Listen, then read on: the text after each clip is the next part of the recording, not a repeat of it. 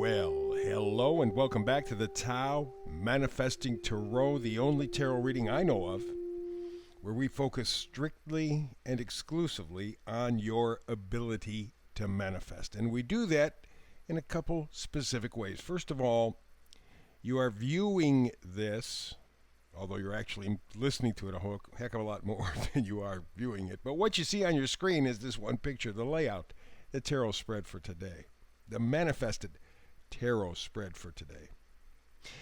That's all you're going to see on the screen for the next 12 minutes or so, because I want to minimize visual distractions.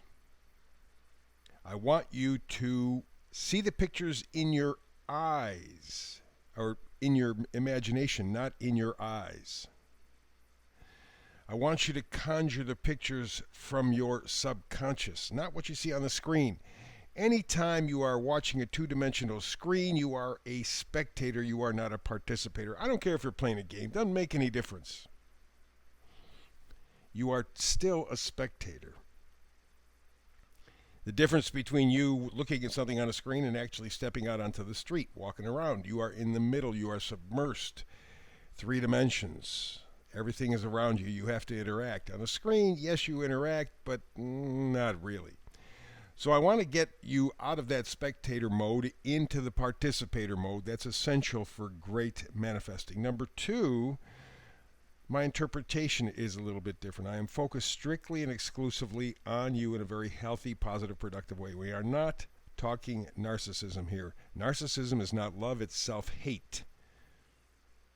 And then, of course, narcissists have to go around and destroy everything and everybody around them to even begin to feel anything. We're not talking about that. We're talking about tapping into your positive, healing, life-giving energy and applying it to you. We're not taught that as children. We're taught to shut up and sit down. Oh, yes, I know. If you're a parent and you've had kids, the most exciting thing in the world is the first time your kid crawls or walks and talks. Oh, yeah, great. Until they get to school. And then it's shut up, sit down. They go to college, shut up, sit down. They go to work, shut up, sit down. Like that for the rest of their lives. So this is reaching inside of your subconscious and bringing out the absolutely best to help you manifest. So 2 rows. The middle card on the bottom, middle card at the top are where we begin and end the tarot reading. There is very important, essential, but not necessarily the most important cards in the reading. So we begin, bottom row, middle card, the oracle card, co-create. Okay, creation, I think, by definition, it is a co-creation situation. It's a conspiracy. It is a joining of forces. Okay? And so the idea of co-creating, remember, we're talking about this from a manifestation point of view. The co-creating is reaching into yourself, the deepest parts of yourself, and bringing forth that creativity, bringing forth that illumination, that possibility, that positivity. Okay? It's not necessarily working with someone else. It's working within yourself rather than against yourself. Because all of us on a certain level feel like we are unworthy. And depending on how much of that unworthiness we feel will determine how much we block our creativity. So co-creativity is working with you to dig deep. And it doesn't take a lot of work, by the way. In fact, it takes very little work. It takes more just releasing to be able to do this. So let's take a look at the cards. On the left, bottom row, we have the Queen of Wands. Wands are positivity, enthusiasm, excitement. Ooh, it's the good stuff. It's the juice of life. Alrighty? And the Queen has plenty of that. In fact, this gal could walk into a room and everybody in the room, crowded room, let's say, everybody would know. They could feel the energy, the vibe. This gal, without making a big deal, She doesn't have to wear rainbow colors or come in dressed up weird. She can look very, very plain, but there is something about her essence that is very much alive, exciting, possible, positive. So, okay, it's one of the ideas, one of the energies that we have to reach in to help you tap. Next thing is the King of Swords. Kings always make the proclamations. And the King of Swords is talking about words. King of Swords is ethical. He's intellectual. He is unbiased and analytical. That's what you have to be. And you do that in a way that combines the Queen of Wands energy. You do that with enthusiasm. You allow yourself to tap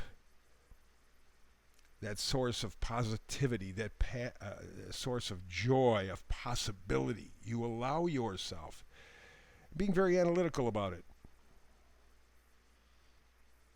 Search it out.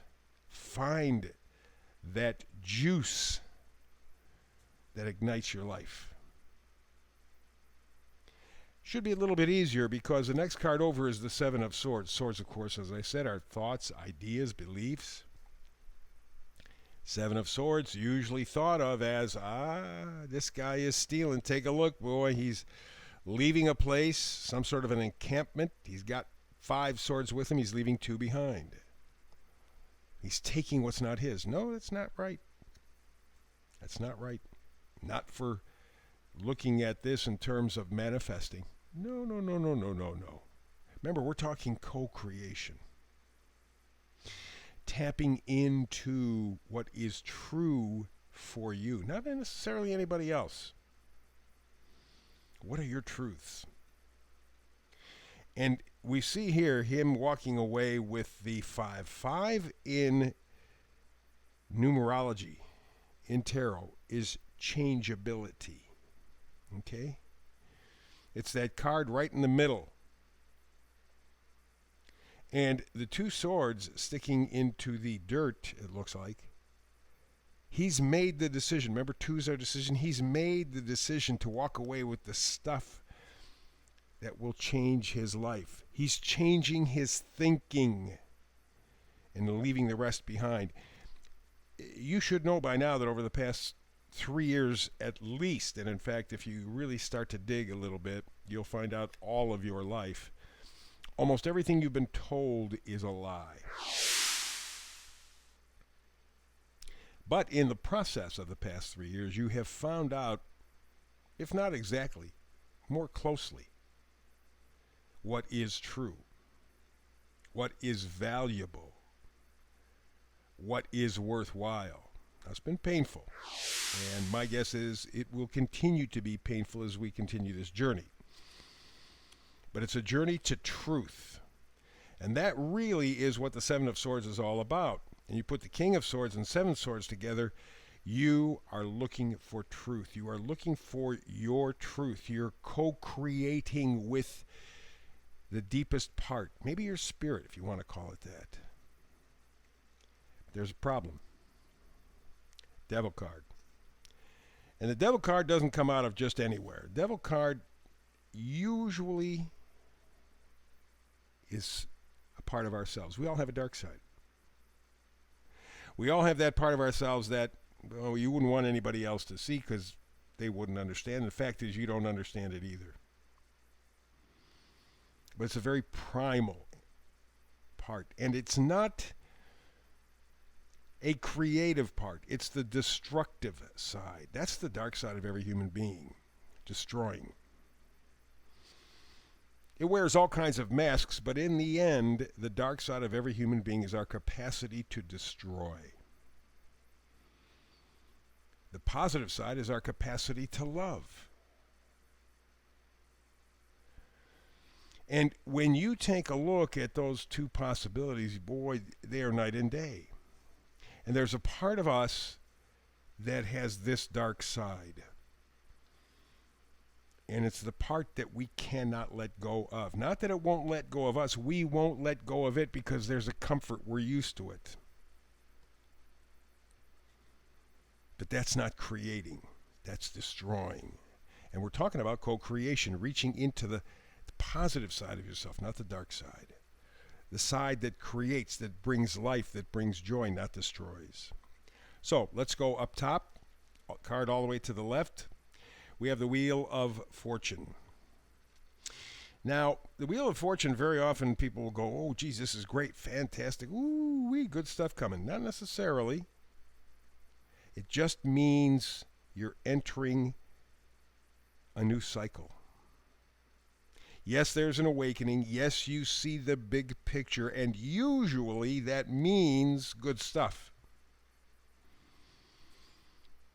But it's not always easy and it's not always quick. However, the Wheel of Fortune says you see better things on the horizon. Next card over, Five of Swords. And much like the Seven of Swords, this says, I know what is true for me. I am tired of all the bickering, all the noise, all the debate, all the discussion.